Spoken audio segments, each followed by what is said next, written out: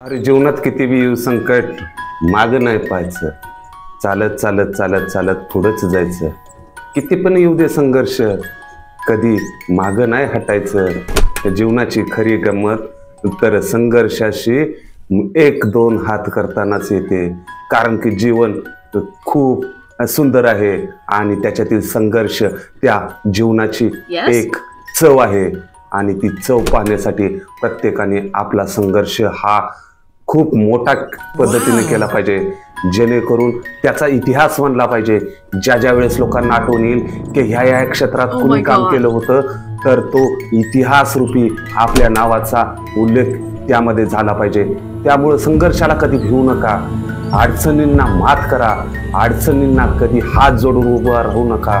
कारण की अडचणींना सांगून द्या की माझी मेहनत तुला तडीपार करणार आहे आणि मेहनतीच्या जीवावर तुम्ही कोणत्याही पद्धतीची अडचण एका क्षणात संपवू शकता आणि त्याच्यावर विजय मिळवू शकता. त्या क्षेत्रातले तुम्ही अव्वल होऊ शकता आणि त्या क्षेत्रात तुमच्या नावाने ते क्षेत्र नावारूपाला येऊ शकते.